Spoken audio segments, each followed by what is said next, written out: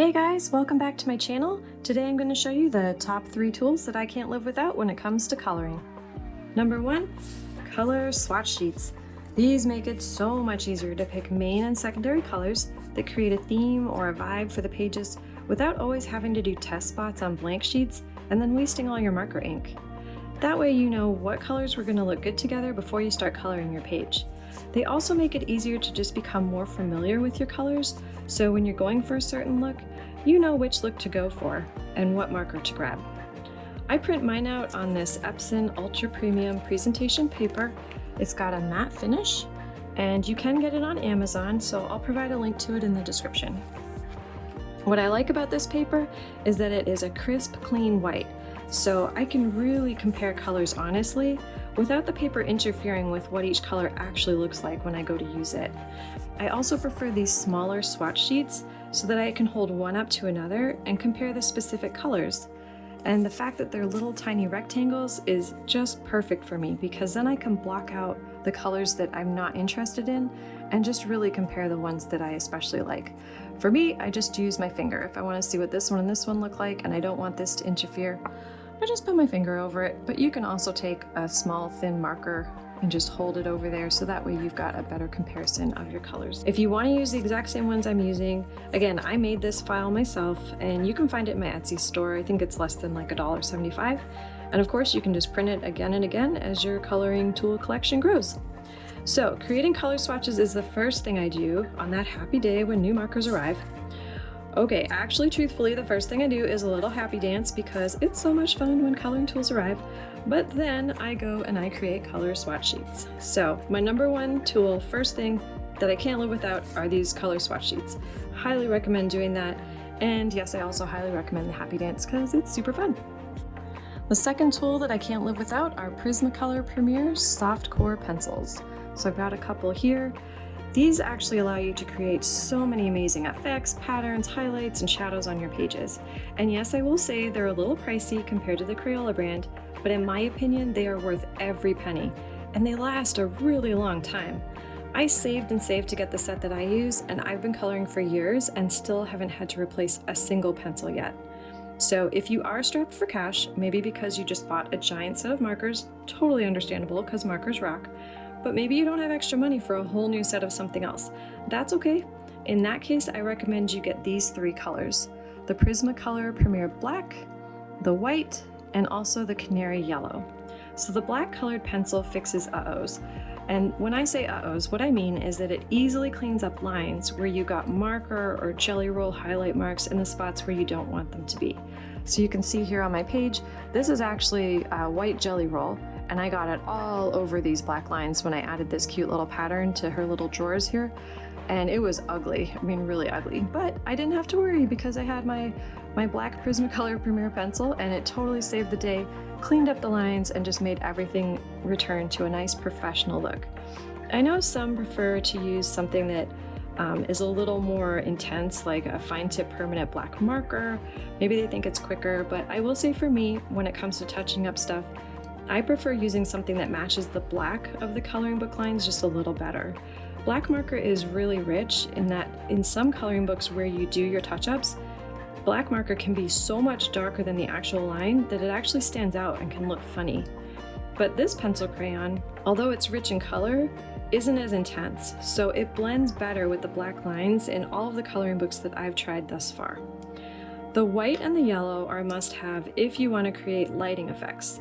You can use the white for cool, and you can use the yellow for warm light.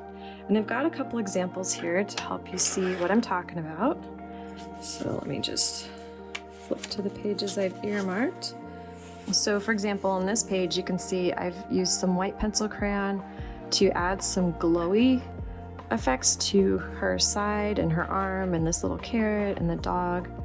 And then in this example, I've used some yellow to create a nice glow, like on this tree, around the frog's head, on this little can, on his shoe, just to create some nice warmth there. I've got another example in this book of warm light. So in this one, you can see I added the colored pencil all around these rocks and on this little ledge. I even did it on the little bird and on the frog. So it just helps show that warm light is hitting this, and it gives it a warmer, welcoming feel, because that's the look that I was going for. If you're not sure how to create lighting effects like what you see on these pages, that's okay. I have another video that I'll link in the description that explains how to get those awesome lighting effects on your pages. The third must-have tool in my world for coloring are Sakura Jelly Roll Bold 10 pens.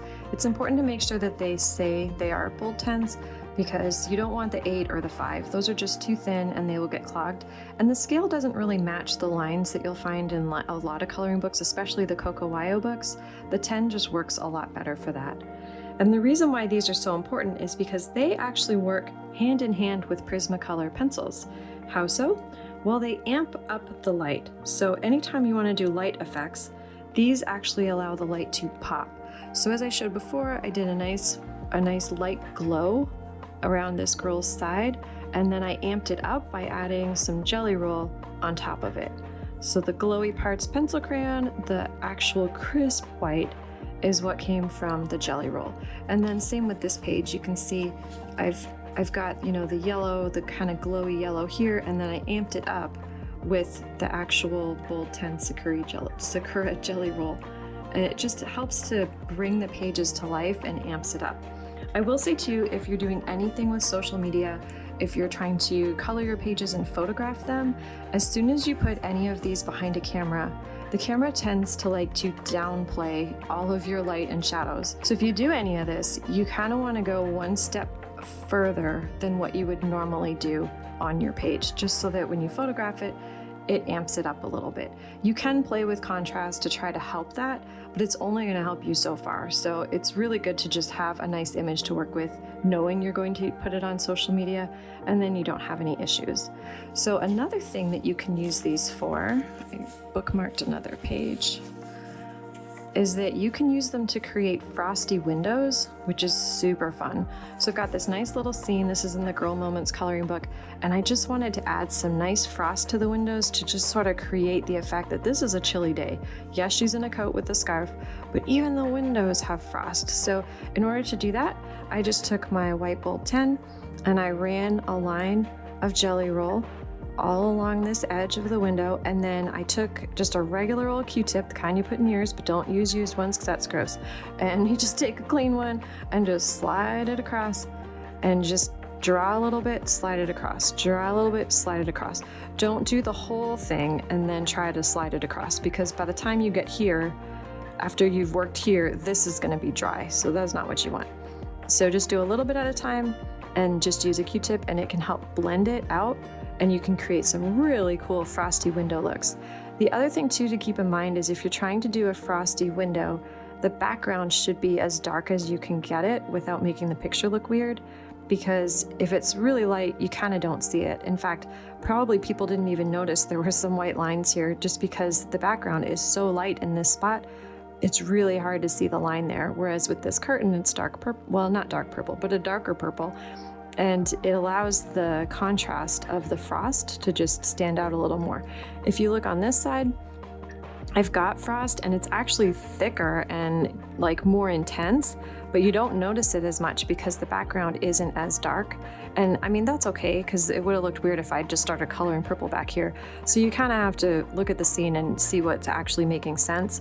But where possible, try to make it a little bit darker. So you can see I added some orange just to shade it in and make it even feel more cozy, but then it also helped my frost to pop just a little bit more on that side so that it matched this side a little bit better.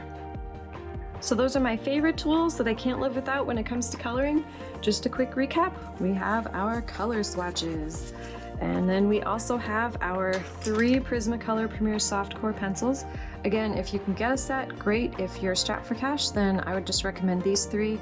If you have no interest in doing lighting, then you really just need the black one. And you can get these, I think, for like $1.35 on some of these websites online. So they don't actually end up breaking the bank if you're just gonna get a couple of them. And then the third thing are the Sakura Jelly Roll Bold 10. So we have the Bold 10 white, the Bold 10 yellow. Again, the yellow is from their Moonlight collection. It actually says it here. I don't know why they put white on yellow, but it's kind of hard to read. But anyways, that's where it's from, is their Moonlight collection. These are definitely a must-have if you want to do any kind of lighting, highlights, or any kind of like light pops or frosty windows. I hope this video helped with making some decisions on the things that you want to purchase and have on hand when you're coloring. I know there's so many things out there and it's hard to know what's worth putting your money into, but I figured if I shared the things that I can't live without, maybe that'll help you and you'll discover some tools that would help you with your coloring and just make you enjoy the process even more. Maybe your favorite tool, the tool that you can't live without, is completely different from mine, and that's okay. Share below in the comments what your favorite tool is so that way everyone can benefit from your thoughts and experience. I hope you enjoyed this video. Be sure to subscribe and give it a thumbs up. Thank you for watching, and I'll see you in the next one.